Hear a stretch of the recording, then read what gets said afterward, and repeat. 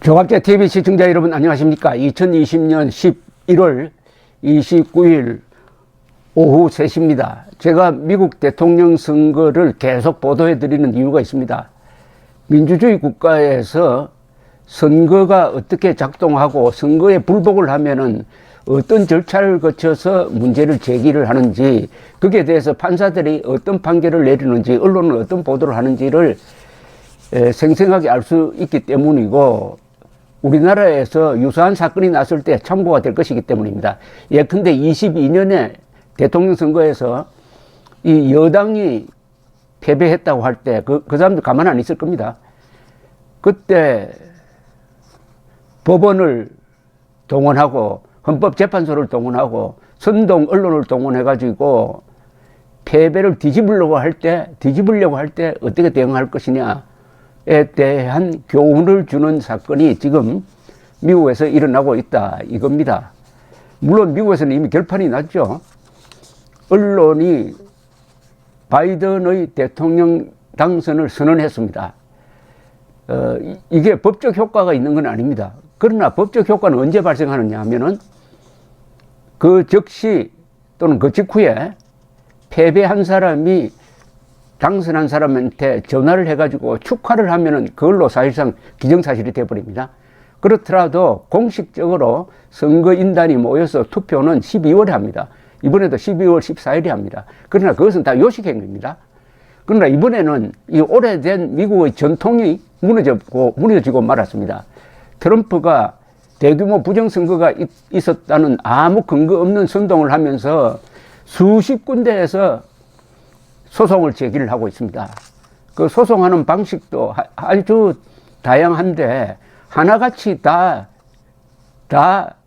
법정에서 기각되고 있습니다. 또는 패소하고 있습니다. 수십 건이 됩니다. 최근까지 30군데에서 졌다고 했는데 최근 또 몇 주 사이, 지난주에는 또 여러 군데에서 또 추가가 됐습니다. 대통령 당선인이라는 말은 언론이 만든 말이지만은 그게 관례와 전통과 역사성을 갖추고 있기 때문에 그것이 실효적인 용어입니다. 요사이 바이든 당선을 부정하는 사람들은 바이든을 당선 호소인이라고 그러는데 그런 말을 저 미국 사람한테 한번 해보십시오. 어떤 반응이 있는지. 왜 한국 사람들은 세계에서 IQ가 가장 높습니다. 높는데 이 정치적 선동에 속는 사람도 왜 이렇게 세계에서 가장 많은지 제가 그 미스터리를 한번 탐구한 적이 있는데 그것은 머리가 나빠서가 아닙니다. 마음이 나빴습니다. 그 마음 속에 증오심이 있고 컴플렉스가 있고 그런 또 정정당당함이 없고, 이 스포츠 정신이란 게 이 학교에서 스포츠를 가르치는 가장 큰 이유는 졌을 때 당당한 태도를 취하라는 겁니다. 졌을 때 스포츠 정신이죠. 그게 미국에서 트럼프가 그런 스포츠 정신을 보여주지 못하고 정상배 정신을 보여주고 있습니다. 이걸로 미뤄가지고 트럼프라는 사람이 과거에 부동산 개발로 돈을 벌 때 얼마나 법을 악용했는지 다 짐작할 수 있지 않습니까? 소송을 해도 아주 치사하게 하고 있습니다. 그러면서 양면작전을 씁니다. 기자들 앞에서는 변호사 트럼프가 다 나와서 어마어마한 부정이 있었다고 숱한 거짓말을 쏟아놓습니다. 베네수엘라가 개입했다, 중국이 개입했다, 그리고 쿠바가 개입했다, 개표 조작이 있었다, 등등등등. 그런데 법정에 가면은 그런 이야기가 하나도 묻게 들지 않습니다. 소장에 그걸 넣지를 안 해요. 그거 넣었다가는 혼나죠. 이렇게 해서 계속 지고 있는데 방금 또 오늘 오전에 있었던 일을 또 전해드려야 되겠습니다. 미국 펜실베니아 주 대법원입니다. 연방 대법원이 아닙니다. 주 대법원은 판사가 7명인데 만장일치 선고를 통해서 트럼프 측 공화당 주의회 의원들이 제기한 선거 무효 및 인정 취소 청구 소송에 대하여 원고 패소 판결을 내렸습니다. 이 7명의 만장일치라는 게 중요합니다. 공화당 주 의원들은 무슨 요청을 했느냐 하면은 250만 표에 이르는 우편 투표는 미연이다. 그래서 이를 무효화시켜달라. 아니면은 바이든 승리를 인정한 주 정부의 조치를 번복해가지고 주의회가 선거인단을 선출하도록 해달라고 요청했으나 판사들은 단호히 거부했습니다. 단호히. 또 항소심에서는 판사가 이미 인정이 선언된 바이든 승리 이외의 인정 절차를 보류하라는 명령을 내렸는데 대법원 판결로 이 명령도 실효가 되었습니다.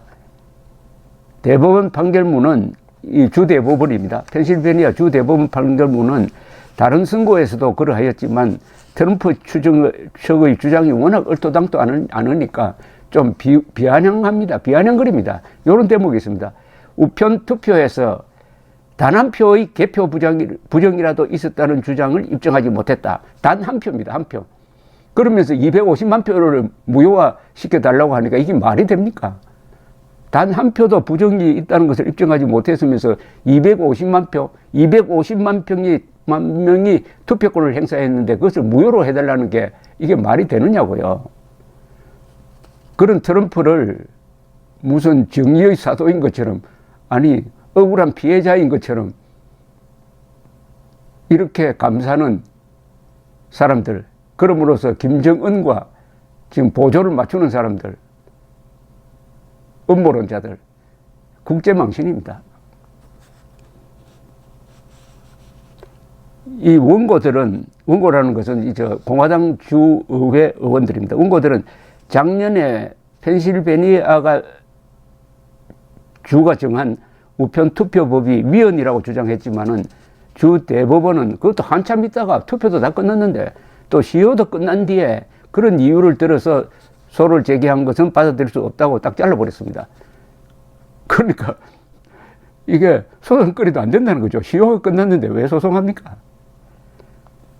한국의 음모론자들은 펜실베니아 주 정부가 바이든 승리를 공식 인정한 뒤에도 공화당이 다수인 주의회의 결의를 통하여 선거 결과를 무효화시키고 트럼프를 찍을 선거인단을 직접 선출할 수 있다고 주장하면서 희망에 부풀었지만은 또다시 실망을 안겨주는 판결이 나왔습니다.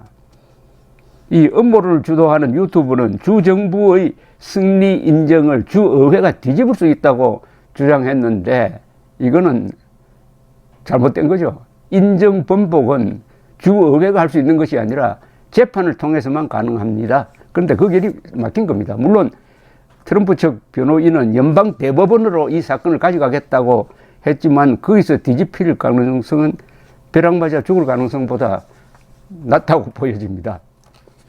또 하나 뉴스를 전해드릴까요? 미국 국토부 산하 사이버 및 기간시설 보안청 전 청장 크리스 크랩스는 어제 미국 CBS와 한 인터뷰에서 투개표 기계가 외부 세력에 의하여 조작되었다는 증거가 없다. 이번 선거가 가장 공정하였다라고 강조했습니다. 이 크랩스는 사이버 및 기간시설 보안청을 통해서 이번 선거에 외부 세력이 개입하는지를 않는가를 면밀하게 감시했던 사람입니다. 그러니까 외부 세력이 절대 개입하지 않았다. 역사상 가장 안전하고 공정한 선거였다고 주장을 하니까 트럼프가 자기는 부정선거를 주장하는데 실무자가 자기를 반대한다 해가지고 해임해버렸던 사람입니다. 이 사람은 CBS에 나와가지고 미국인이 던진 표는 모두 미국 내에서 계산되었다. 그러면서 가소로운 주장이 이어지고 있다. 가소롭다는 표현을 했어요. 가소로운 주장이 이어지고 있지만 가장 확실한 증거는 투표 용지 그 자체다. 재검표가 이루어졌지만 부정개표가 있었다는 증거는 하나도 없다. 이것보다 더 확실한 게 뭐가 있느냐? 이렇게 딱 이야기했습니다. 그거 맞지 않습니까? 조지아주 등등에서 재검표를 했잖아요. 재검표를 하니까 원래 표와 거의 비슷했습니다. 단순 실수는 있었지만 당락이 뒤집어진 곳이 없습니다. 그러면 부정선거가 없었다는 증거 아닙니까? IQ가 높은 한국 사람 중에서 그래도 트럼프가 부정으로 졌다고 믿는 사람이 있다면은 두뇌 검사할 필요가 없습니다. 그런 사람은 이 심장과 영혼 검사를 해야 됩니다. 머리가 나빠서 그런 게 아니거든요. 마음이 나쁜 거죠. 감사합니다.